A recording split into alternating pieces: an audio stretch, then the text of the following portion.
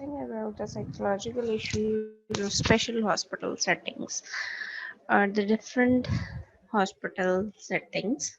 Okay. Uh, Wait.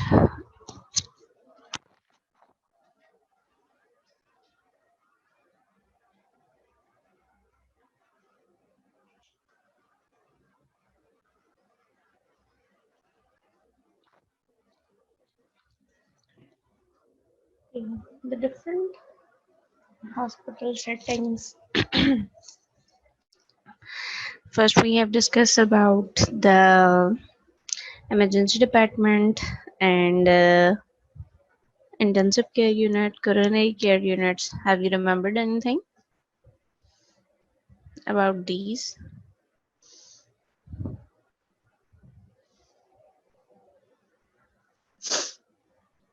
Hmm. Come on, hurry up. किसी को कुछ याद है?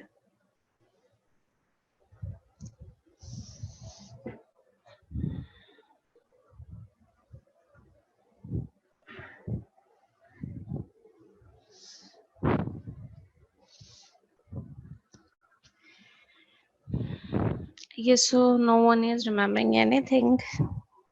Psychological issues in the special hospital settings.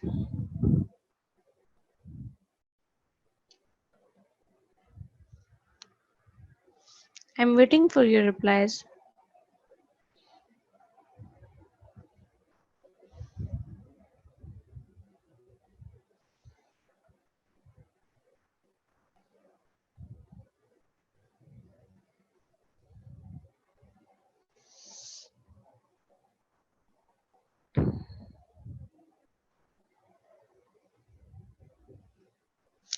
Very wet class. No one even remembered what we have discussed in last lecture.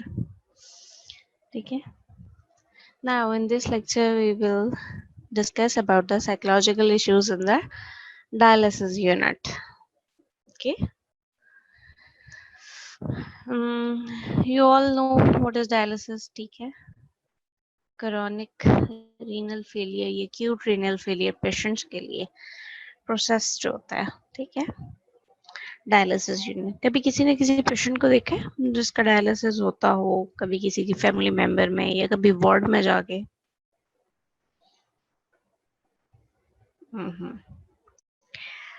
आपने कभी note किया कि उनको किस तरह के इश्यूज आ रहे होते हैं, किस तरह के प्रॉब्लम्स आ रहे होते हैं? जो पेशेंट और उसकी फैमिली उस चीज से, उस प्रोसेस से गुजर रहे होते हैं, ठीक है? डायलिसिस तभी होगा जब बिल्कुल रीनल फेलियर हो चुका होगा, ठीक है? जब बिल्कुल रीनल फेलियर होगा तो उस वक्त पेशेंट की कंडीशन जो है बड़ी डिटेरिएट होती है, ठीक है? फर्स्ट ऑफ ऑल काफी एक्सपेंसिव है, ठीक है? Dialysis is not free of cost, अच्छा खासा एक्सपेंसिव प्रोसीजर है, ठीक?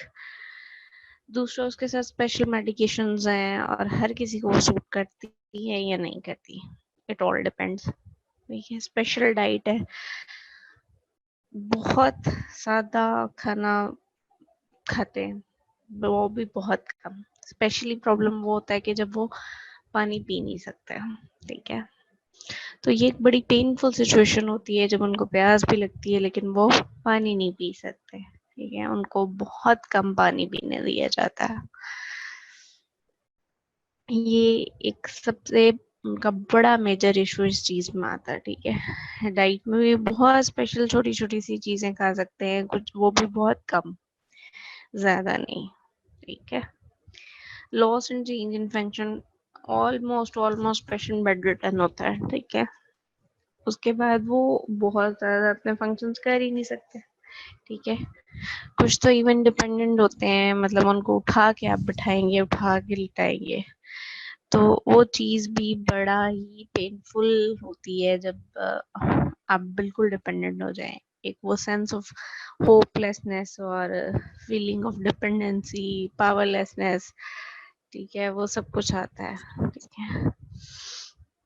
डिप्रेशन विद और विदाउट सुसाइडल थॉट. ऑब्वियसली जब इतना ज्यादा हालात खराब होंगे तो वहां पर डिप्रेशन तो लाजमी है, ठीक है, गिल्ट है, हॉस्टिलिटी है, एम्बिवलेंस है, ठीक।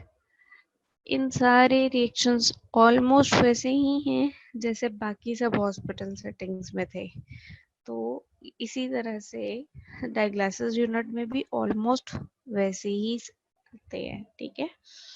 अच्छा, अब बिल्कुल रीनल फेलियर के बाद डायलिसिस फेलियर भी अगर हो तो फिर जाती है बात ऑर्गन ट्रांसप्लांट पे, ठीक है। अब सबसे पहले इशू क्या है, डोनर मैच होना। अब डोनर मैच हो गया, मिल गया, हो गया, तो अब क्या होता है जब एक ट्रांसप्लांट हो जाता है, उसके बाद पेशेंट के लिए तो जो प्रॉब्लम्स हैं, लेकिन जिसने डोनेट किया है, ठीक है, उसकी भी वेलबींग का उतना ही ख्याल करना है जितना आप पेशेंट का कर रहे हैं। क्यों? क्योंकि उसकी भी लाइफ रिस्क पे होती है, ठीक है। उसके नॉर्मल फंक्शन में दोबारा आने के लिए वट एवर द रीजन वो डोनेट कर रहे हैं, ठीक है, वो उसका फैमिली मेम्बर है या कुछ भी है, ठीक है, वो भी इन सारे इश्यूज से पास ऑन होते हैं। मोस्ट ऑफ द टाइम्स क्या होता है, रेसिपिएंट को तो ठीक है, हर कोई केयर कर रहा है, हर कोई पूछ रहा है, लेकिन डोनर्स को भूल जाते हैं। तो पॉइंट इज दैट कि उनको भी नहीं भूलना, उन वो भी इन्हीं सारे साइकोलॉजिकल इश्यूज में से पास करते हैं, ठीक है। उनकी भी वैसे ही वेल बीइंग और केयर का ख्याल करना होता है, ठीक है।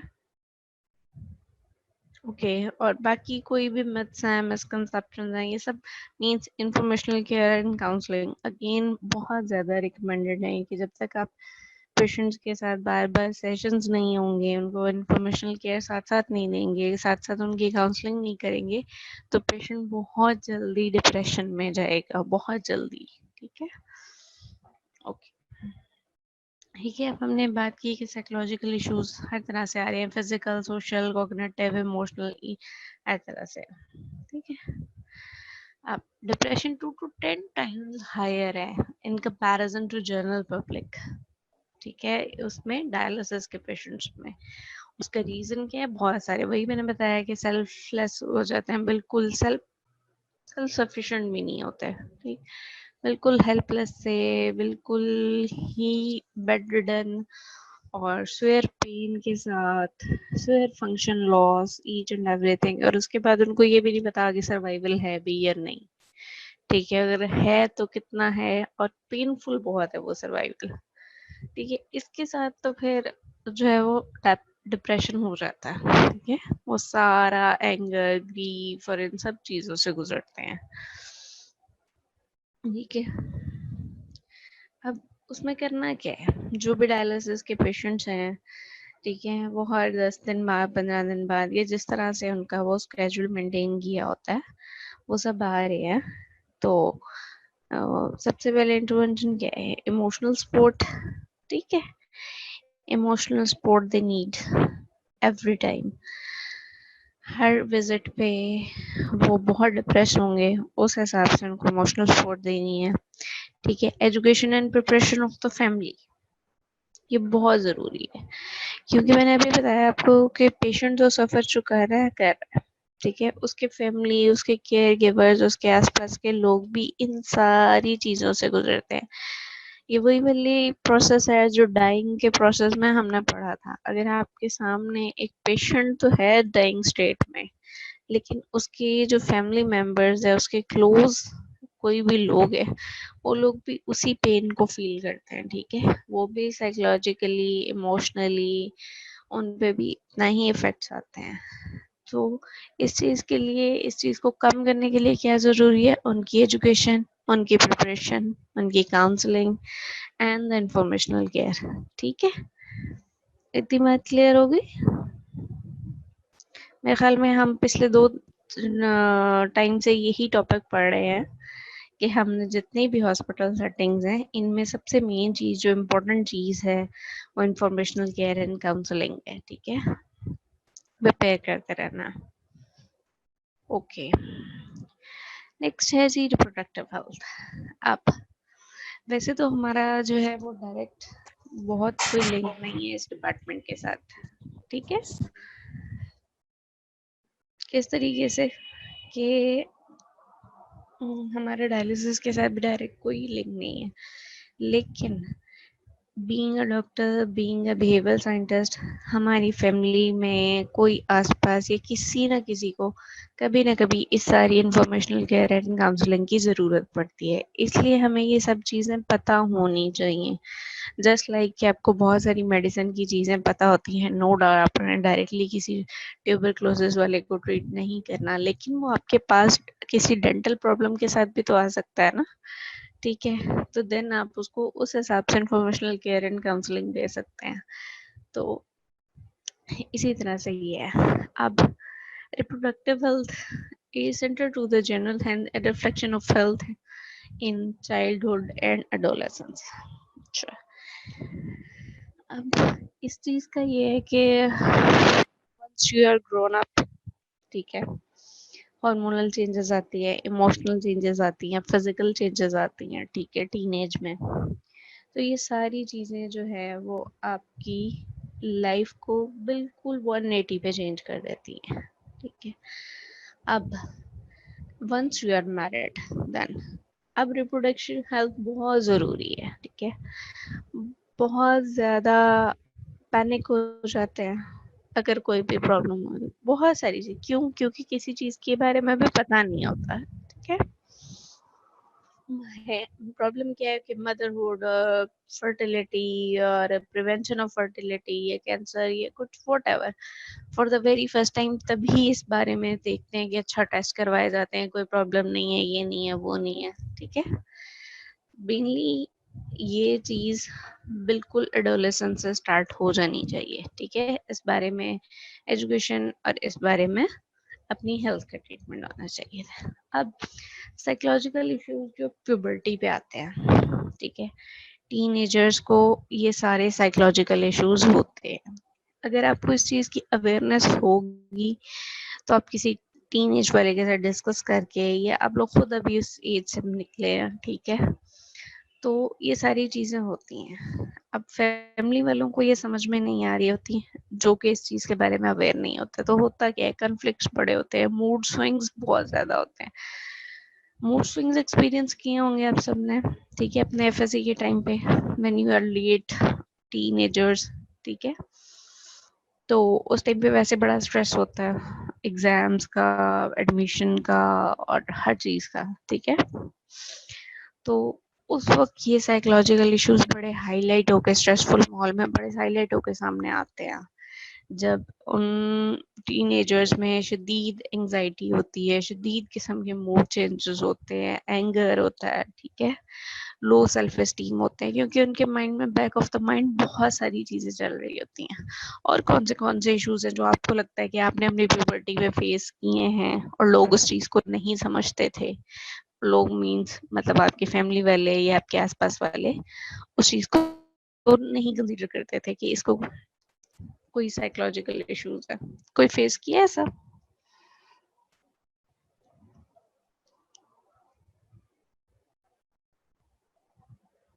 Hurry up answer.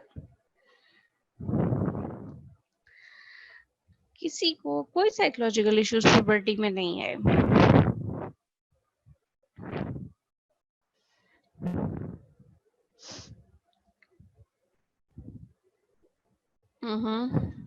वरना ये क्वाइट नहीं बेटा, ये नेक्स्ट जनरेशन की बात नहीं है। हर जनरेशन में साइकोलॉजिकल इश्यूज आते हैं प्यूबर्टी पे। ठीक है, सब में हार्मोनल चेंजेस होती हैं, सब में यही एंजाइटी, मूड चेंजेस, एंगर होते हैं। ठीक है, कुछ लोग इसको, ठीक है, वो कर जाते हैं कवर अप। ठीक है, वो लोग इतना मैटर नहीं करते कि अच्छा ठीक है। कुछ लोग स्ट्रेसफुल कंडीशन में बहुत ज़्यादा कन्फ्लिक्ट्स में आ जाते हैं। ठीक है, घर वालों के साथ नहीं बन रही, फ्रेंड्स के साथ नहीं बन रही, छोटी छोटी बातों पे बहुत सीरियस हो जाते हैं, छोटी छोटी बच्चों बातों पे बहुत ज़्यादा गुस्सा आने लगता है।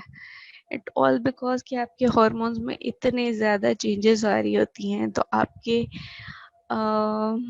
जो है वो आपसे अपना एंगर कंट्रोल नहीं हो पाता। ठीक है, स्पेशली मूड स्विंग्स फीमेल्स में ज़्यादा होते हैं। ठीक है, स्पेशली जब प्री मेंस्ट्रुअल सिंड्रोम में। ठीक है, उससे पहले प्री मेंस्ट्रुअल सिंड्रोम में यही है, मूड स्विंग्स स्वेयर होते हैं, एंगर स्वेयर होता है, ठीक है। इसकी स्वेरिटी डिपेंड करती है पर्सन टू पर्सन, ठीक है। तो आप लो सेल्फ एस्टीम की वजह से बहुत सारी चीजें, अंडर कॉन्फिडेंस फील होता है, डिसाइड नहीं कर पा रहे होते करियर कौन सा चूज करना है, प्रोफेशन कौन सा चूज करना है, ठीक है। स्ट्रेसफुल कंडीशंस में ये सब चीजें ज्यादा हाईलाइट होती हैं। फिर अब इसका कोई ज्यादा इतना प्रॉब्लम वाली चीज नहीं है, इसमें बड़े आसान से है कि क्लोज हेल्दी बॉन्ड्स इनके साथ फैमिली का हो, वो इन चीज़ों को सफ़र नहीं करते, वो बड़े इजीली पास ऑन हो जाते हैं इन चेंजेस में से जो उनमें से आती हैं।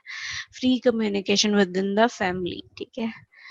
जिस किसी के पास कोई अच्छा दोस्त है या कोई अच्छा घर वाला है जिसका पेरेंट्स के साथ या किसी सिबलिंग्स के साथ बहुत अच्छा रिलेशन है, ठीक है, वो उसके साथ अपने सारे प्रॉब्लम्स शेयर कर सकते हैं, अपनी हर चीज़ हर बात शेयर कर सकते हैं, तो उन लोगों को ये इश्यूज इतने ज़्यादा नहीं आते, ठीक है। वो बड़ा स्मूथली पास कर जाते हैं अपने इन साइकोलॉजिकल इश्यूज से अपने टीनेज और प्यूबर्टी के टाइम पे, जब बिल्कुल रैपिड चेंजेस हो रही होती हैं। लेकिन जिनके पास ये सारा इस तरह का सिनेरियो, आइडियल सिनेरियोज नहीं होते, ठीक है, वो स्ट्रेस में भी ज़्यादा हैं और उनके पास कोई फ्रेंड भी नहीं है, और कुछ वो इंट्रोवर्ट टाइप पर्सनालिटीज होती हैं। इंट्रोवर्ट टाइप पर्सनालिटी तो पता है ना, तो उन लोगों के लिए है कि फिर वो किसी साइकेट्रिस्ट के पास अगर बहुत स्वेयर हो जाए, मतलब डिप्रेशन में चले जाएं, सुसाइडल थॉट्स उनमें आए या कुछ वायलेंस हो जाए, एग्रेसिव बिहेवियर हो जाए, तो then they should be referred to the professional for professional advice, means उनको किसी साइकेट्रिस्ट के पास भेज दें। या दूसरी चीज़ आती है जी, प्यूबर्टी पे जिस तरह हार्मोनल चेंजेस बहुत ज़्यादा थी, ठीक है, अगर तो किसी को किसी भी किस्म के आ रहे हैं, लेट प्यूबर्टी है या प्रीकॉक्शियस जल्दी है प्यूबर्टी, तो तब भी उसको रेफर किया जा सकता है किसी गायनेकोलॉजिस्ट के पास या किसी डॉक्टर के पास, ठीक है। बट इस टाइम पे ये है कि ड्रग्स जो है वो काम नहीं करती, ठीक है। इस टाइम पे ड्रग्स किसी भी किस्म की देना टोटली रॉन्ग, टोटली रॉन्ग, ठीक है। यहाँ पे सबसे ज्यादा चाहिए क्या, counselling and the professional advices, that's it, ठीक है। ये सारी चीजें स्मूथ होना चाहिए, स्मूथ हो जाती हैं, हर किसी की लाइफ में आते हैं और आराम से ये पास ऑन भी हो जाती है, ठीक हो गया। प्यूबर्टी के बाद अब नेक्स्ट स्टेज जो आती है वो लाइफ का टाइम पीरियड आता है जब मैरिड होते हैं, ठीक है। अब प्रेगनेंसी एंड चिल्ड्रन, इस लाइफ से आप सबने गुजरना है नेक्स्ट आने वाली लाइफ में, ठीक है। फीमेल्स ने भी और मेल्स इस हिसाब से कि उनके वाइफ्स हैं जो भी हैं, ठीक है, उनके साथ पास ऑन करना है अपने इन सारी चीज़ों के साथ। तो प्रेगनेंसी में मूड चेंजेस बहुत स्वेयर होते हैं, बहुत स्वेयर होते हैं, ठीक है, टाइम के साथ साथ ज़्यादा हो जाते हैं। क्यों? क्योंकि हार्मोनल चेंजेस हो चुके होते हैं इतने ज़्यादा, जिसकी वजह से ये सारे प्रॉब्लम्स आते हैं, ठीक है। उनमें साइकोलॉजिकल इश्यूज ड्यूरिंग प्रेगनेंसी बहुत हाईलाइट होते हैं, बहुत ज़्यादा नज़र आते हैं, ठीक है। दोनों पेरेंट्स जो है, मदर एंड फादर बोथ, दोनों टेंशन में होते हैं, ठीक है। दोनों के टेम्परामेंट्स चेंज हुए हुए होते हैं। बीइंग अ फादर उन पे एक रिस्पॉन्सिबिलिटी आ रही होती है, ठीक है, फाइनेंशियल भी और केयरिंग के मामले में भी, टाइम के मामले में भी, हर किस्म से उन पे एक रिस्पॉन्सिबिलिटी, और सेम इसी तरह मदर पे भी आती है, ठीक है। बाकी कुछ कल्चरल प्रैक्टिसेस और मिथ्स इस तरह के सोसाइटी के होते हैं जो कि बहुत इन्फ्लुएंस करते हैं। आपने कभी नोट किया होगा, प्रेग्नेंट खवातीन को लोग फ्री में आगे मशवरे बहुत देते हैं, ये ना खाओ, वो ना पियो, ऐसे ना करो, वैसे ना करो, उठो ना, बैठो ना, ये हो जाएगा, काला हो जाएगा, चिट्टा हो जाएगा, बेबी ऐसा नहीं होगा, वैसा नहीं होगा, फला नहीं होगा। तब सो मैनी, अगर आपने अपने आसपास किसी अपनी बहन भाभी किसी को भी अगर नोट किया हो, तो वो सब इन चीजों से गुजरे हैं, ठीक है। आपको ये सब कुछ पढ़ाने का मकसद ये है कि उनको हेल्प आउट कर सकते हैं आप, ठीक है। अपने पे जब टाइम है तब भी, और जब बाकी लोग हैं आपके आसपास तब भी, ठीक है। और दूसरा, बहुत ज़्यादा कल्चर का, सोसाइटी के प्रेशर्स उस टाइम पे बहुत ज़्यादा होते हैं। जब इतना ज़्यादा ऑलरेडी एक फिजिकली आप पेन में हैं, आप फिजिकली डिस्टर्ब हैं, ठीक है, आप में फिजिकल चेंजेस इतनी स्वेयर आ रही हैं, उस वक्त स्ट्रेस, मेंटल कंडीशंस जितनी स्वेयर होंगी उतनी ज़्यादा चीज़ें ख़राब होती जाएंगी। वो मदर और बेबी दोनों के लिए अच्छा नहीं है, ठीक है। तो डिफरेंट किस्म के स्ट्रेसेस से बचने के लिए बहुत ज़रूरी हैं बाकी सब चीज़ें, आगे हम इसकी मैनेजमेंट पढ़ेंगे, ठीक है। बाकी जिन चीज़ों का खास ख्याल रखा जाता है वो न्यूट्रिशन एंड मेडिकेशन है, ठीक है। इन सब से जो है वो क्वालिटी टाइम आप एक अपने इन्फेंट के साथ गुजार सकते हैं, बोथ पेरेंट्स, ठीक है। अब हमने ये देखना है कि साइकोलॉजिकल इश्यूज कौन से होते हैं प्रेगनेंसीज के टाइम पे। तो पहले ये देखना है कि कौन सी प्रेगनेंसीज ऐसी हैं जिनमें साइकोसोशल कॉम्प्लिकेशन ज़्यादा आ सकती हैं। मीन्स अगर कोई इस तरह का आपके आसपास है, ठीक है, कोई पेशेंट,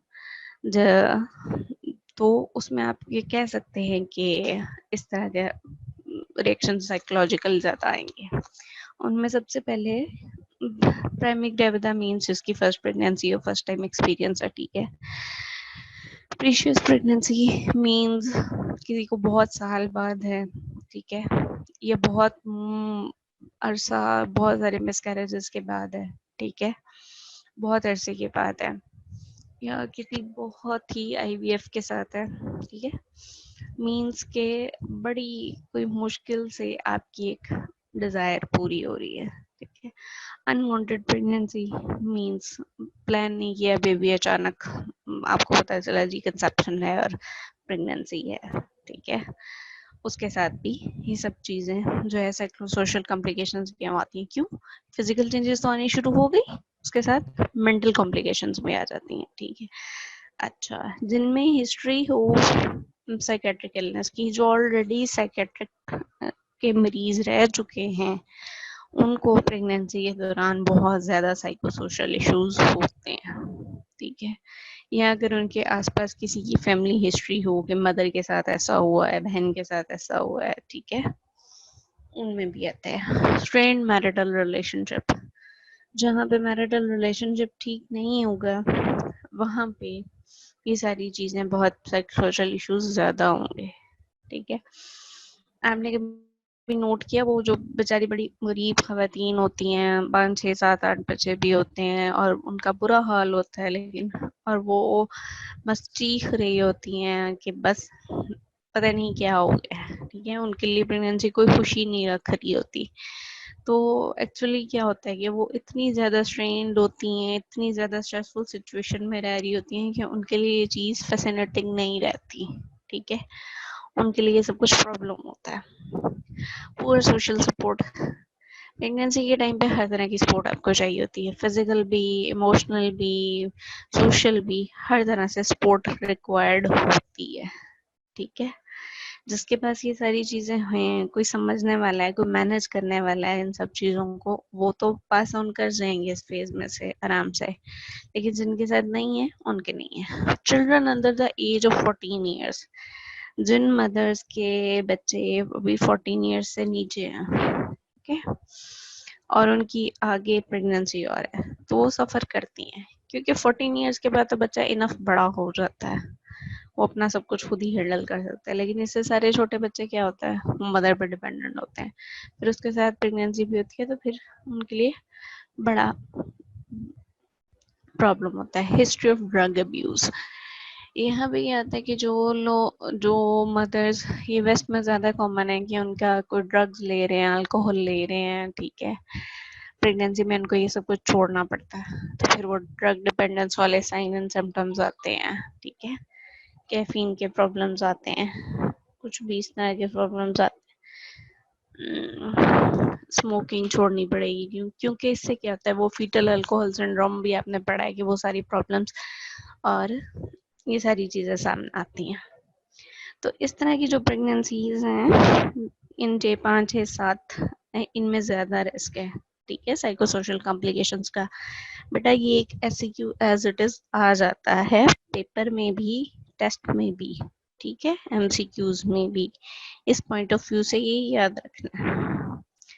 ओके, परप्यूरियम बेटा कहते हैं period of 6 to 8 weeks, means almost 2 months या 40 days आफ्टर द डिलीवरी। उस टाइम पे क्या होता है, बहुत ज्यादा एकदम से रैपिड चेंज आता है हॉर्मोन्स में भी और फिजिकली भी। ठीक है, दोनों तरह का एक एब्रप्ट चेंज आता है। जिस तरह प्रेगनेंसी में स्टार्ट हुई तो आपके हार्मोन्स के लेवल चेंज हो गए। ठीक है, प्रोजेस्टेरॉन कहाँ चला गया, एस्ट्रोजन कहाँ चला गया, ठीक है, बीटा हार्मोन कहाँ चला गया, ये सब चले।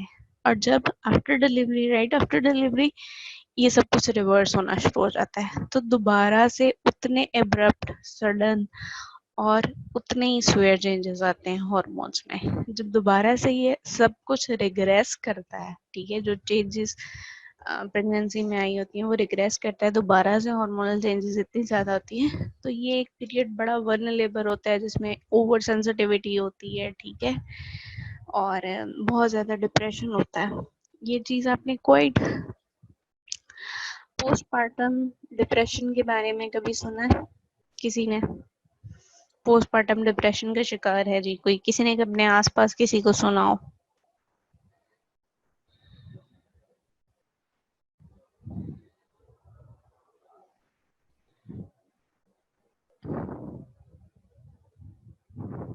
नहीं बेटा, ओके चले।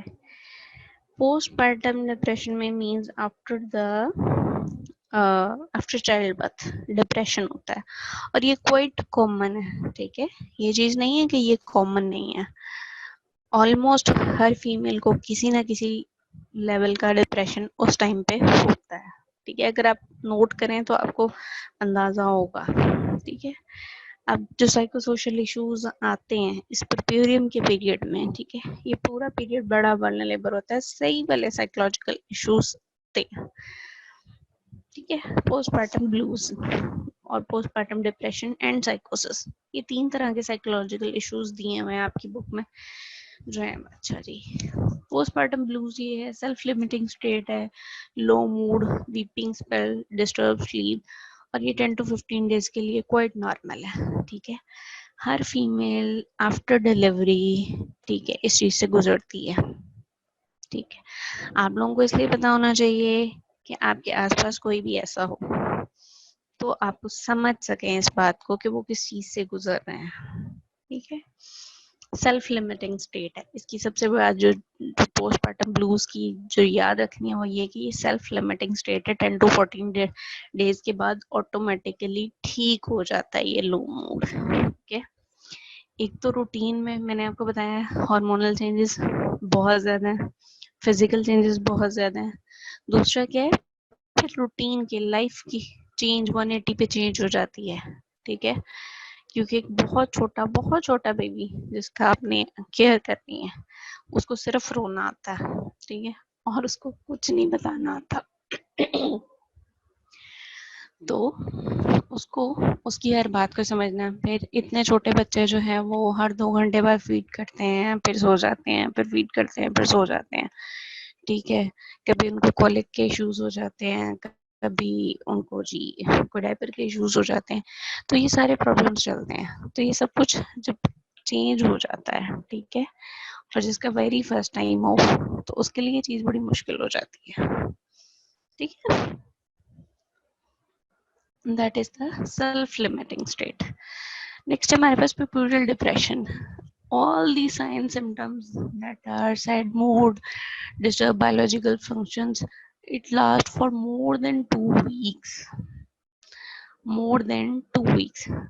फर्स्ट में हमने डिप्रेशन ब्लूज में बात की थी कि वो सेल्फ लिमिटिंग स्टेट है and that was 10 to 14 days. And it was and now it lasts for more than 2 weeks. When you see someone in that condition, you must refer them to the psychiatrist. ठीक है,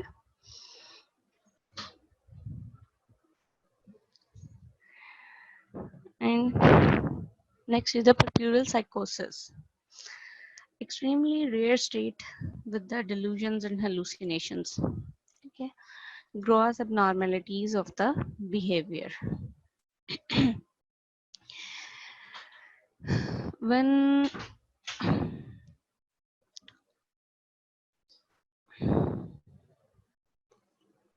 okay, साइकोसिस काफी severe state है, ठीक है। इसमें delusions and hallucinations about the things, delusions and hallucinations आपको पता है क्या है, without perception या with perception कोई भी चीज हाईलाइट हो जाती है, ठीक है, स्टिमुलस के बगैर रिएक्ट करते हैं पेशेंट्स। अगर किसी फीमेल को इतने स्वेयर कंडीशंस हों, ठीक है, तो then must be referral to the psychiatrist, ठीक है। Gross abnormalities of behaviour, gross abnormalities of behaviour में ये है कि बहुत ज्यादा वायलेंट और एग्रेसिव बिहेवियर हो सकता है उनका, ठीक है। Swear depression with the suicidal thoughts हो सकता है, ठीक है। इवन इवन इवन जब आपने कभी नोट किया कि कुछ लोग शदीद साइकोसिस इतना है, अगर कोई ऑलरेडी साइकेट्रिक पेशेंट है, जैसे हमने अभी पीछे बात की कि साइकोसोशल इश्यूज उन प्रेगनेंसीज में कॉमन होते हैं जिनमें कोई साइकेट्रिक इलनेस रही होती है, तो वहां पे ये डिप्रेशन और सुसाइडल थॉट्स वाली बात क्वाइट कॉमन है, ठीक है। अब इनका डिफरेंस देख लेते हैं। डिफरेंस है जी, ब्लूज ये 50 to 85% ऑफ मदर्स में, ठीक है, in first 2 weeks of postmortem. Depression सिर्फ 13% में, और साइकोसिस बहुत कम है, 0.1% इन फर्स्ट 3 months, ठीक है। ब्लूज में आते हैं symptoms irritability, anxiety, fluctuating mood, increased emotional reactivity, ठीक है। ये सारी चीजें क्वाइट कॉमन है और ये 85% मदर्स में है, ठीक है। डिप्रेशन में क्या है जी, एक्सेसिव गिल्ट, एंजाइटी, वो तमाम जो डिप्रेशन के साइंस हैं, है सुसाइडल आइडिएशन, हाइपरसोमनिया या इंसोमनिया, ये कंडीशन भी बड़ी कॉमन है, ठीक है। फटीग इसके साथ। एंड साइकोसिस में क्या होगा, agitation, delusion, hallucination, disorganised behaviour, cognitive impairment, ठीक है। अब ब्लूज के लिए हमें कोई साइकेट्रिक रेफरल की जरूरत नहीं पड़ती, ठीक है। लेकिन डिप्रेशन में अगर वो प्रोलॉन्ग हो जाए, ठीक है, मॉडरेट टू स्वेयर सिम्टम्स हो जाए, ठीक, तब आप उसको रेफर करेंगे। और साइकोसिस को हमेशा कंसीडर किया जाता है वो साइकेट्रिक इमरजेंसी, ठीक है, अगर उसके साइन सिम्टम्स इतना अग्रेसिव बिहेवियर हो जाए, ठीक है, क्योंकि उस वक्त मदर की हेल्थ को भी वही आता है और उसको भी वही आता है, और उस टाइम बेबी की लाइफ जो है वो सबसे ज्यादा खतरे में होती है।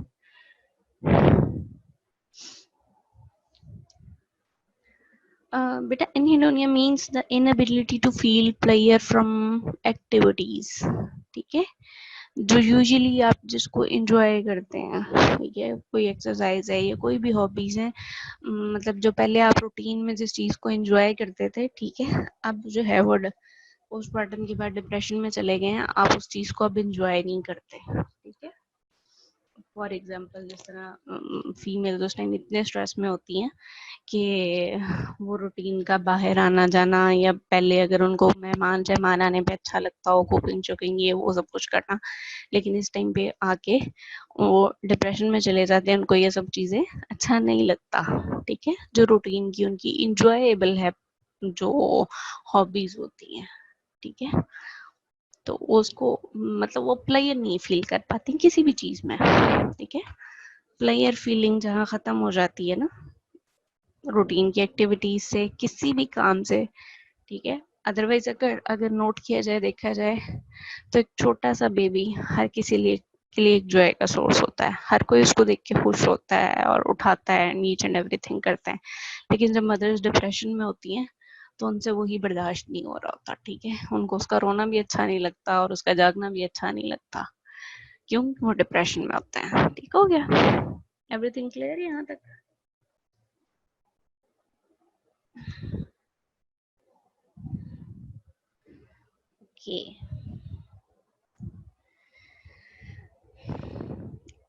ओके, ये तो थे जो साइकोलॉजिकल इश्यूज जो इस सारी सेटिंग्स में आते हैं। अब बहुत सारी ऐसी क्लिनिकल सिचुएशंस आती हैं जिनमें और साइकोलॉजिकल इश्यूज आते हैं। ये तो साइकोलॉजिकल इश्यूज वो थे जो हमने बताया प्रेगनेंसी और पोस्टमार्टम से रिलेटेड, ठीक है। इसके अलावा जो है कुछ बिल्कुल इसके अपोजिट होते हैं, वो जो इनफर्टाइल कपल्स हैं उनके अपने साइकोलॉजिकल इश्यूज हैं, ठीक है। अब कौन से लोग हैं जो साइकोसोशल मॉर्बिडिटी का शिकार होते हैं? पहले हमने बात की थी हाई रिस्क प्रेगनेंसीज जिनमें साइकोसोशल इश्यूज होंगे, वो प्रेगनेंसी से रिलेटेड थे। और अब वो हैं जो इनफर्टाइल है, ठीक है। उनके ऊपर एक सोसाइटी का बहुत प्रेशर होता है, ठीक है, फैमिली का प्रेशर बहुत होता है, ठीक है। आपको पता है जिस तरह पाकिस्तानी सोसाइटी में तो शादी हुई तो फौरन एक ही डिमांड होती है, जी, बेबी होना चाहिए। कब होना चाहिए, किस टाइम पे होना चाहिए, किस रंग का होना चाहिए, मेल हो फीमेल हो, ये भी फैमिली वाले बैठ के डिसाइड करते हैं, ठीक है। तो ये सारी चीजें क्या है, बहुत ज्यादा प्रेशर होता है इसका सोसाइटी का, बहुत ज्यादा क्या होती है फिर उन कपल्स में एंजाइटी होती है, कॉन्फ्लिक्ट्स आते हैं, ठीक है, इस चीजों पे, ठीक है। तो वो बड़े साइकोलॉजिकली इस चीज को सफर करते हैं, ठीक है। फीमेल्स विद द वेजाइनसमस, वेजाइनसमस एक डिजीज है जिसमें वेजाइना जो है वो किसी भी चीज को एक्सेप्ट नहीं करती, ठीक है, वो बुरे तरीके से रिएक्ट करते हैं, तो उनके जो है वो सेक्सुअल रिलेशंस अच्छे नहीं होते अपने पार्टनर के साथ, तो उस वजह से उनको कंसेप्शन में भी प्रॉब्लम होता है और फिर वो इन सारे साइकोलॉजिकल इश्यूज में से गुजरते हैं, ठीक है। Long standing premenstrual syndrome, premenstrual syndrome में जो साइन एंड सिम्टम्स आते हैं डिप्रेशन के, ठीक है, वाटर रिटेंशन होती है, स्वेलिंग है पाँवों की, मूड स्विंग्स और डिप्रेशन जो हमसे रिलेटेड है वो बहुत ज्यादा होते हैं, जिसमें ये चीज बहुत लॉन्ग स्टैंडिंग हो। अगर for the whole of month उसको यही प्रीमेंस्ट्रुअल सिंड्रोम के साइन एंड सिम्टम्स रहे तो वहां पर रिलेशंस खराब होते हैं, ठीक है। तो रिलेशंस भी खराब होते हैं। दूसरा, एक बंदा जब नॉर्मल स्टेट में नहीं होगा, वो डिप्रेशन में रहेगा हर वक्त, तो उसके लिए कंसेप्शन और प्रेगनेंसी एक बड़ी अलग सी चीज होती है, ठीक है। डिस्मेनोरिया मींस अगर किसी को वैसे ही इश्यूज हैं, ठीक है, उसको किसी भी वजह से मेंस्ट्रुएशन नहीं आ रही, इट मींस वो कंसीव नहीं कर सकता। Chronic pelvic pain, whatever the reason, ठीक है। अंडरगो हिस्टेरेक्टमी मींस जिनके ओवरीज ही रिमूव हो चुके होते हैं किसी भी कॉज की वजह से, किसी भी कॉज की, क्योंकि बाज़ औक़ात एक्टोपिक प्रेगनेंसी ऐसी हो जाती है कि उसके रिजल्ट में हिस्टेरेक्टमी रिमूव कर देते हैं। अब ये सब वो लोग हैं जो हाई रिस्क पे हैं साइकोसोशल मॉर्बिडिटी के, ठीक है। पहले जो बताया था वो लोग थे जो प्रेगनेंसी से रिलेटेड था, अब ये वो हैं जो इनफर्टिलिटी से रिलेटेड है, ठीक है। इन दोनों में डिफरेंस क्लियर हो गया? अगर आपको आए कि साइकोसोशल मॉर्बिडिटी किनके साथ एसोसिएट है और हाई रिस्क प्रेगनेंसीज कौन सी हैं, तो आपको ये डिटेल बतानी पड़ेगी, ओके। ओके, नेक्स्ट हमारे पास जो है, ओके सॉरी, इसकी इंटरवेंशन हमने पढ़ी। इंटरवेंशन में भी वही है, इंफॉर्मेशनल केयर के सेशंस हैं, ठीक है। Long term use of benzodiazepines, analgesics, placebos और multivitamin therapy should be avoided, ठीक है, इट शुड बी अवॉइडेड। और अगर किसी में बहुत सीवियर डिप्रेशन आ जाता है तो तब आप उसको रेफर करेंगे साइकेट्रिस्ट के पास, ठीक है। Okay, psychosocial aspect of parenting a child with disability, disability किसी भी तरह का से हो सकती है, ठीक है। फॉर एग्जांपल, डिसेबिलिटी में किसी का कोई भी लिम्ब ठीक नहीं है, मतलब हाथ पाँव बाजू या व्हाटएवर, या इसके बाद आगे जाके हेयरिंग नहीं है, सुन नहीं सकते, बोल नहीं सकते, ठीक है, मेंटली रिटार्डेड है या फिजिकली हैंडीकैप्ड है, आपके पास जो इशू आ सकता है वो क्लेफ्ट पैलेट का आ सकता है, ठीक है, क्लेफ्ट लिप का आ सकता है, क्लेफ्ट लिप एंड पैलेट बिल्कुल डाउन सिंड्रोम और इस तरह जितने भी डिसेबल बच्चे हैं। अब वो बच्चा भी सफर करता है, लेकिन जब बहुत छोटे होते हैं तो पेरेंट्स बहुत ज्यादा इस चीज को सफर करते हैं। जिनके बच्चे स्पेशल नीड्स के साथ होते हैं उनमें भी वो सब चीजें आती हैं, denial, anger, blaming others, grief and worry. ठीक है, आगे हम इसकी डिटेल देखते हैं कि किस तरीके से। डिनायल, सबसे पहले तो वो इस चीज को एक्सेप्ट करने को तैयार ही नहीं होते कि जी हमारा बच्चा जो है वो मेंटली रिटार्टेड है। ठीक है, जिस तरह एक कंडीशन है ऑटिज्म की, देखने में वो बच्चा बिल्कुल नॉर्मल है, लेकिन वो समझ नहीं पाते उस तरीके से जिस तरीके से नॉर्मल बच्चे समझते हैं बात को, ये बोलते हैं बात को। या जिस तरह बच्चों के माइलस्टोन होते हैं डिफरेंट टाइम पे अचीव करते हैं। कुछ बच्चे जल्दी बोलने लग जाते हैं, कुछ बच्चे जल्दी चलने लग जाते हैं।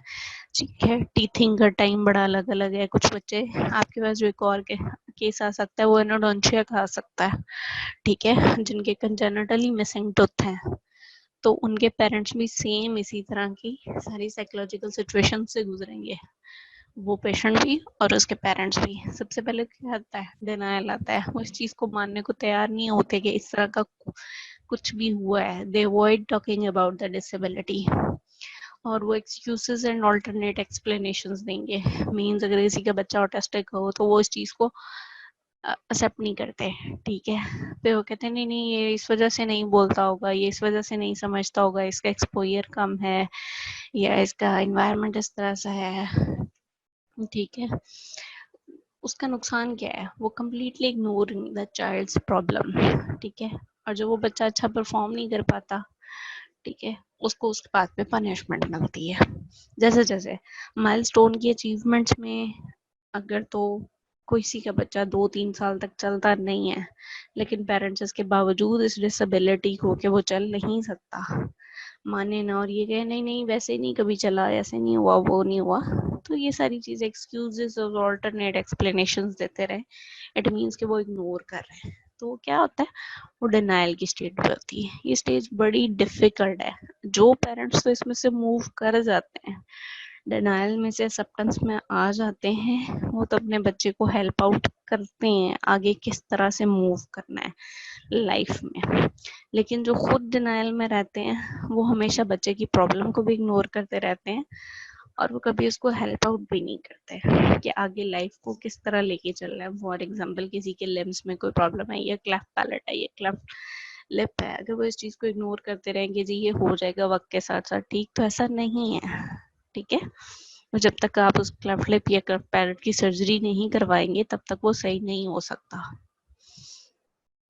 ठीक है, दूसरा कॉमन रिएक्शन जो है वो एंगर है। ठीक है, बड़ा अग्रेसिव हो जाता है बाज़ औक़ात, और ये एंगर कभी किसी पे निकलता है, कभी बच्चे की तरफ भी इवन निकलता है। ठीक है, और कभी वो अपने ऊपर निकालते हैं इसलिए कि वो आप नहीं आता है। फिर आपके सामने आपका कोई बच्चा चल नहीं सकता, बोल नहीं सकता, ठीक है, एक्सप्रेस नहीं कर सकता अपने आप को, तो वहाँ पे क्या है, वो उसको 1 दफ़ा 2 दफ़ा हेल्प आउट नहीं अगर करेंगे, फिर उनमें एंगर आना शुरू हो जाएगा। उस बच्चे में भी आएगा और पेरेंट्स में सबसे ज़्यादा आएगा। ठीक है, फिर ऊपर से एंगर आने की एक और रीज़न है सोसाइटी के, फैमिली के प्रेशर्स बहुत आना शुरू हो जाते हैं। ठीक है, जिस तरह आपने अक्सर नोट किया है कि माइलस्टोन अगर किसी बच्चे के लेट अचीव हो रहे हैं, ठीक है, हर दूसरी आंटी आके पूछती हैं हाय तुम्हारा बच्चा अभी तक चलता नहीं है, अभी तक खाता नहीं है, अभी तक पीता नहीं है, अभी तक उठता नहीं है, अभी तक लेटता नहीं है। ठीक है, इस तरह के सवाल जवाब शुरू हो जाते हैं। तो उससे क्या होता है, वो क्वाइट अग्रेसिव हो जाती हैं मदर्स। कभी वो बच्चे पे अपना गुस्सा निकालती हैं, ठीक है, कभी स्पाउस पे या कभी किसी और पे कि आपने नहीं सिखाया, आपने नहीं किया, और एग्रेसिव किस्म का बिहेवियर हो जाता है। ये ब्लेमिंग, तीसरी चीज, फिर वो ब्लेम करना शुरू कर देते हैं। ये भी डिनाइल की तरह क्वाइट डिफिकल्ट स्टेज है। जो तो इस चीज को ब्लेम करते रहते हैं ना, वो एक्चुअली अपने स्ट्रेस को कोप अप उनकी स्ट्रेटजी है। वो किसी और पे फॉल्ट देखे ना कि उसका फॉल्ट है, इसका फॉल्ट है, पेरेंट्स ने नहीं सिखाया, टीचर ने नहीं सिखाया इसको, दादी ने नहीं सिखाया, फलां ने नहीं सिखाया, ये सारी चीजें एक दूसरे पे ब्लेम करते रहेंगे। ये एनवायरनमेंट इस तरह का था, इस वजह से ऐसे हो गया, हमारा बच्चा डिसेबल, मींस वो भी एक्सेप्ट नहीं कर रहे होते उसकी डिसेबिलिटी को। ठीक है, जब वो एक्सेप्ट नहीं कर रहे होते, वो किसी पे ब्लेम कर रहे होते हैं, वो डिनाइल में रहते हैं, तब तक वो बच्चे को हेल्प आउट नहीं करते, उसको उसकी लाइफ को नॉर्मल लाने की कोशिश नहीं करते। ठीक है, फॉर एग्जाम्पल अगर कोई पोलियो का पेशेंट है, ठीक है, किसी को भी पोलियो हो गया, किसी बच्चे को, अब वो चल नहीं सकता, अब उसके पेरेंट्स पहले डिनाइल में रहेंगे, ठीक है, फिर एंगर में होंगे, फिर वो ब्लेम करेंगे एक दूसरे को, कोई उसने नहीं पिलाए थे, इसने नहीं पिलाए थे, या हमारे घर तो कोई पिलाने नहीं आता, व्हाटएवर द रीजंस, इसकी गलती है तो उसकी गलती है, ठीक है, वो सब कुछ करते रहेंगे। इन सारी स्टेजेस का नुकसान ये होगा कि बच्चा जो डिसेबल है वो ऑलरेडी सेंसिटिव ज्यादा होते हैं, वो इग्नोर हो जाते हैं, ठीक है, उनकी स्पेशल नीड्स इग्नोर हो जाती हैं और वो मजीद डिप्रेशन में चले जाते हैं। ठीक हो गया। अच्छा, जो अगली साइकोलॉजिकल इश्यूज जो पेरेंट्स में आता है वो ग्रीफ का है, लाइफ लॉन्ग प्रोसेस रहता है। क्यों? क्योंकि जब उनके बच्चे माइलस्टोन नॉर्मल बच्चे जो पूरे कर रहे होते हैं वो नहीं कर रहे होते हैं, जब उसकी बच्चे के एज के बच्चे भाग दौड़ रहे होते हैं, वो अपने बच्चे को बैठा हुआ देखते हैं व्हील चेयर पे, तो ये काफी पेनफुल ग्रीफ का प्रोसेस होता है। ठीक है, और इसके अलावा जब बाकी बच्चे स्कूल जा रहे होते हैं, ठीक है, अगर किसी का मेंटली रिटार्डेड है तो उसको वो फील होगा कि मेरी इसकी एज के बच्चे तो अभी स्कूल जाते हैं, या स्कूलिंग हो गई है, या उन्होंने अच्छा कैरियर ले लिया है। ठीक है, हर वक्त वो अपनी चिल्ड्रंस को जो है वो स्ट्रगल करते हुए देखेंगे लाइफ रूटीन मैटर्स के लिए। जो इवन मेंटली रिटार्डेड पेशेंट्स हैं उनके साथ ये होता है कि वो ओवर द इयर्स उनको ये ग्रीफ फील होता रहता है हर टाइम पे। वो चीज़ें इवेंट्स बड़े ट्रिगर करते हैं जब उसकी एज के बच्चे स्कूल एडमिशन लेते हैं या स्कूल से पास आउट हो जाते हैं, या किसी भी किस्म की उनकी कोई भी अचीवमेंट होती है, जब वो नॉर्मल बच्चों को वो चीज अचीव करता देखते हैं तो तब वो ग्रीफ में चले जाते हैं। ठीक है, कि हमारा बच्चा ये चीज नहीं कर सकता, ये नहीं हो सकता, और ये चीज लाइफ लॉन्ग है। हर वक्त वो इस चीज के बारे में कंसर्न रहते हैं कि इनको तो सारी उम्र स्ट्रगल करनी है डिसेबिलिटीज की वजह से। ठीक है, जो और साइकोलॉजिकल इश्यूज आते हैं ना, वरी, जब कोई भी फिजिकली हैंडीकैप्ड है, ठीक है, उनमें बहुत सारे लो सेल्फ एस्टीम के चांसेस हैं। ठीक है, सेल्फ एस्टीम लो कैसे होगी? ठीक है, जब उनसे एक्सपेक्टेशंस कम लोगों की होंगी, ठीक है, उनको को खास रिस्पांस नहीं दिया जाएगा किसी भी चीज़ के बारे में, कम बॉदर किया जाएगा, वो हमेशा अपने आप को लेफ्ट आउट फील करेंगे। ठीक है, डिस्क्रिमिनेशन उनको फील होगी, तो उनकी सेल्फ एस्टीम भी कम होगी। तो जो पेरेंट्स हैं वो ऑलवेज हमेशा वरी रहती, उनको इस चीज़ के बारे में परेशानी रहती है कि हमारे बच्चे कैसे सरवाइव करेंगे। ठीक है, और जो बात कहते हैं ना कि अल्लाह ताला नेक सेहतमंद औलाद दे वरना ना दे, ठीक है, वो उसके पीछे लॉजिक यही होती है। किसी का अगर कोई मेंटली रिटार्डेड बच्चा हो, ठीक है, या फिजिकली हैंडीकैप्ड बच्चा हो, तो उनके लिए ये वो चीज़ सफरिंग बन जाती है फॉर लाइफ लॉन्ग, क्योंकि अपनी औलाद को सफ़र करते देखना बहुत मुश्किल होता है। ठीक है, जब बाकी लोग एक नॉर्मल लाइफ गुजार रहे होते हैं और आपके वो बच्चे वो नॉर्मल लाइफ नहीं गुजार रहे होते हैं, ठीक है, तो उनको हर वक्त हर वक्त यही होगा कि इसका सक्सेसफुल कैरियर कैसे बनेगा, ये कैसे लाइफ में सरवाइव करे, क्योंकि जब तक तो पेरेंट्स हैं वो सपोर्ट करते रहेंगे, वो चाहे मेंटली रिटार्डेड हो या फिजिकली हैंडिकैप्ड हो, व्हाटएवर, जब तक पेरेंट्स आते हैं तब तक तो वो करते रहते हैं, उसको खिला भी देंगे, पिला भी देंगे, सब कुछ कर देंगे उसका। लेकिन पेरेंट्स के अलावा ना उनका कोई केयर गिवर होता है, क्योंकि बहन भाई बड़े होकर अपनी अपनी लाइफ में बिजी हो जाएंगे, पेरेंट्स नहीं रहेंगे तो कौन उनको हेल्पफुल करेगा। तो ये वो पेरेंट्स हर वक्त एक स्ट्रेस और ग्रीफ में रहने के साथ उनमें बहुत ज्यादा डिप्रेशन आ जाता है। ठीक है, वो कभी अपने जब जो अपने बच्चों को एक सक्सेसफुल कैरियर, फैमिली और नॉर्मल एडल्ट लाइफ के साथ नहीं देखेंगे, ठीक है, हर पेरेंट्स का यही होता है ना कि जी हमारा बच्चे पढ़ लिख जाएं, कुछ बन जाएं, किसी जगह पे हों, ये सेटल्ड हो जाएं, एंड दैट्स इट, हम सुकून से मर सकते हैं। लेकिन लेकिन बिल्कुल सोसाइटी बिल्कुल एक्सेप्ट नहीं करती।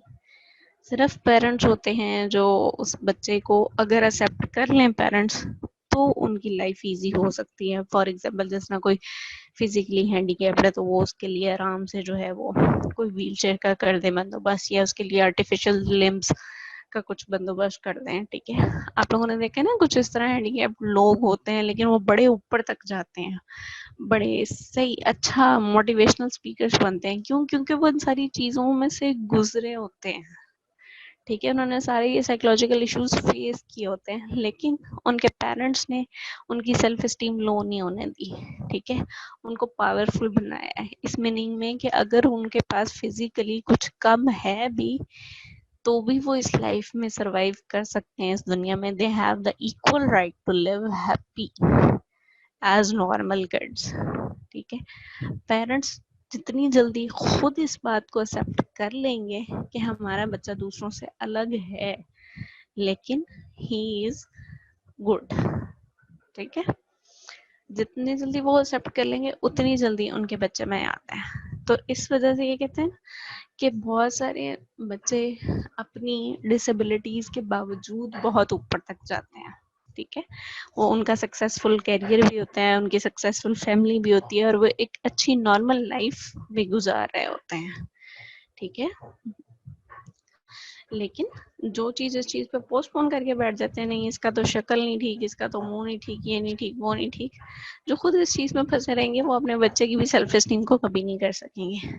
ठीक है, इसलिए सबसे ज्यादा जरूरी है कि अगर आपके पास कोई क्लेफ्ट पैलेट, क्लेफ्ट लिप, एनोडोंशिया इस तरह का कोई भी पेशेंट आता है तो सबसे पहले आपने उनके पेरेंट्स की काउंसलिंग करनी है। ठीक है, उनको कहना है कि वो इस रियलिटी को एक्सेप्ट करें एंड मेक सम स्ट्रेटजी। ठीक है, कि कोई इस तरह का वो लेके आए, उसके लिए हल निकाल के लाएं जिसके साथ वो सरवाइव कर सकें, वो भी खुश रह सकें। ठीक है, अगर कोई चल नहीं सकता तो इसका ये मतलब नहीं है कि बस अब उसको एक कमरे में छोड़ दो। नो, आप एक व्हील चेयर का बंदोबस्त कर सकते हैं ताकि वो चल फिर सके। ठीक है, मेंटल रिटार्डेशन की अगर आप एक देख लें कि उसको कितना ज्यादा मेंटली रिटार्डेड है, स्वेयर है, ये माइल्ड है, मॉडरेट है, ये बिल्कुल है, उसको उस हिसाब से स्ट्रेटेजी के साथ कुछ सिखाना शुरू कर दें, वो अपनी लाइफ में कुछ ना कुछ तो कर लेगा। ठीक है, तो ये चीज पेरेंट्स को हमेशा वरीड रहती है, लेकिन ऑल डिपेंड्स के जितनी जल्दी वो एक्सेप्ट करेंगे, जितना वो पावरफुल खुद करेंगे अपने बच्चों को, उतनी जल्दी उनके वो आते हैं। ठीक है, तो देखिए ये इस तरह से आते हैं parental reactions to child disability. सबसे पहले प्राइमरी फेज है, शॉक है, डिनायल है, ग्रीफ एंड डिप्रेशन है, ये सब कुछ टाइम के साथ साथ है। ठीक है, सेकेंडरी फेज आता है ambivalence. Ambivalence means mixed feelings about right and wrong, पता नहीं ये सही है, पता नहीं ये गलत है। ठीक है, कुछ मिक्स्ड फीलिंग्स के साथ जो है ना आती हैं, जब खुशी और गम की इकट्ठी फीलिंग्स हो ना, ठीक है, उस पे उसको कहते हैं गिल्ट, एंगर, शेम, एम्बैरेसमेंट, ये सब कुछ सेकेंडरी फेजेस हैं। ठीक है, देन आती है टर्शरी फेज जिसमें आप बार्गेन करते हैं, जो हमने पहले डिप्रेशन की वो पढ़ी थी ना सारी, डाइंग की या ग्रीफ की सारी है, तो ये भी एक ग्रीफ की फॉर्म है ना। ठीक है, ये भी एक ग्रीफ की टाइप है और फॉर लाइफ लॉन्ग है कि आपका चाइल्ड डिसेबल है। ठीक है, और एक बच्चा जो डिसेबल है वो भी इन्हीं सब चीजों में से पास ऑन करता है। ठीक है, उसके लिए भी ये चीजें इतनी पेनफुल होती हैं, उसे इतनी ही ज्यादा, वो ओवर सेंसिटिव होते हैं, उनको साइकोलॉजिकल इश्यूज ज्यादा आते हैं। ठीक है, देन टर्शरी फेज में जो बात हो रही है adaptation and reorganisation, acceptance and adjustment according to the environment, according to the requirements. ठीक है, जब आप रिक्वायरमेंट्स और एनवायरनमेंट के अकॉर्डिंग अपने आप को अडेप्ट कर लेंगे, एक्सेप्ट कर लेंगे, एडजस्ट कर लेंगे, तो फिर ये सारे प्रॉब्लम, शॉक, डिनायल और ग्रीफ से आप बाहर आ जाएंगे। जितनी जल्दी ये टाइम आएगा उतना अच्छा रहता है पेरेंट्स के लिए भी और चिल्ड्रंस के लिए भी, और ये सारी चीजें आपस में चलती रहती हैं। ठीक है, फॉर लाइफ लॉन्ग प्रोसेसेस है ये। Okay, psychosocial issues faced by a child with disability, अभी हमने कहा था दे have the so low self esteem, ठीक है, इनएडिक्वेट और slow verbal and language proficiency, poor self concept, state of chronic dysphoria and gloom. इस पिक्चर से आपको क्वाइट क्लियर हो जाएगा कि वो क्यों इतनी लो सेल्फ रेटिंग है। क्यों? क्योंकि उनके साथ एक स्टिग्मा अटैच हो जाता है। जिस तरह अगर कोई चल नहीं सकता तो उसको कहते हैं वो लंगड़े। सबसे पहले यही कहते हैं ना, जो हमारी सोसाइटी लेबल लगाती है उस पर, लंगड़ा है, ये अंधा है, ये काला है, ये मोटा है, ये इस तरह से है। तो उनमें वो सब चीजें, साइकोलॉजिकल इश्यूज स्टिग्मा के साथ जो अटैच होते हैं वो सब आने शुरू हो जाते हैं। और उसका सबसे पहले क्या है, जब लो सेल्फ एस्टीम होगी, पोर सेल्फ कंसेप्ट होगा, तो वो डिप्रेशन में चला जाएगा। और डिप्रेशन ये सुसाइड तक भी जा सकता है। ठीक है। और क्या होगा, वो ट्रीटमेंट भी नहीं लेगा क्योंकि उसके साथ स्टिग्मा अटैच हुआ हुआ है। ठीक हो गया। अब इसकी इंटरवेंशन क्या करनी है, प्रॉपर गाइडेंस दें पेरेंट्स को भी और उस चिल्ड्रन को भी। साइको सोशल सपोर्ट की जरूरत है। प्रैक्टिकली सपोर्ट करें उनको। ठीक है। सिर्फ उनको बैठ के बताएं नहीं कि ये करना है, उनको करने में हेल्प आउट करना है। ठीक है। उनको काम, जिस तरह आपने देखा है कि कुछ लोग अगर हाथ नहीं है वो पाँव से लिखना सीख जाते हैं। ठीक है। पाँव नहीं है तो वो हाथों से चलना सीख जाते हैं। ठीक है। कुछ लोग होते हैं कि अब फ्रैक्चर में या बाद में लाइफ में आके हाथ कट गया और दूसरे हाथ से काम करना शुरू हो जाते हैं। वो एक्सपर्ट हो जाते हैं एक हाथ से काम करने के। उनको प्रैक्टिकली स्टार्ट में थोड़े सपोर्ट की जरूरत पड़ती है। ठीक है। लेकिन वक्त के साथ साथ एडजस्ट कर जाते हैं, वो चीजें सीख जाते हैं, उस तरीके से प्रिपेयर करते हैं। तो इस चीज के लिए आपको सपोर्ट करना है। ठीक है। Safe and non threatening environment. ठीक है। मीन्स नॉन थ्रेटनिंग मीन्स जहाँ पे बुलिंग ना हो उनकी। ठीक है। कोई उनको स्टिग्मा ना अटैच करे, कोई उनको डिस्क्रिमिनेट ना करे। ठीक है। उनकी सोशल और वेलबींग दोनों दोनों हों, उसमें सेफ हों। ठीक है। Guided communication skills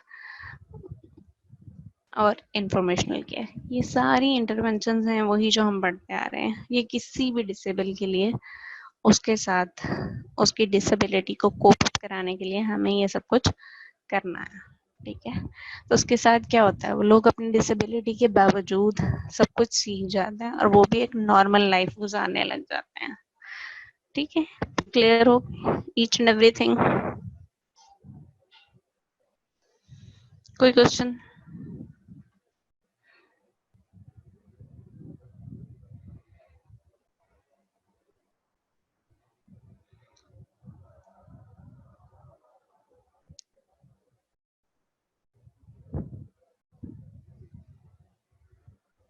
okay. अच्छा, आपकी बुक में एक और चार्ट भी दिया हुआ है, what parents want to tell to you being a professional. ठीक है, उसको जरूर पढ़ लीजिएगा। इसमें इंक्लूडेड नहीं था। उसमें वो सब चीजें हैं जो हिडन होती हैं, जो पेरेंट्स आपसे कहना चाहते हैं। ठीक है, बीइंग ए प्रोफेशनल। ठीक है। या वो इसलिए भी पढ़ना आपके लिए जरूरी है कि अगर आप किसी डिसेबल चाइल्ड के साथ या किसी पेरेंट के साथ आप बात करें तो आपने उन सारी चीजों का ख्याल रखना है। ठीक है। वो 6 से 7 पॉइंट्स है, उनको जरूर देख लीजिएगा। ठीक हो गया? ओके जी, थैंक यू। बाकी नेक्स्ट लेक्चर में इंशाल्लाह नेक्स्ट थर्सडे या फ्राइडे को पे करेंगे। ओके जी, अल्लाह हाफिज।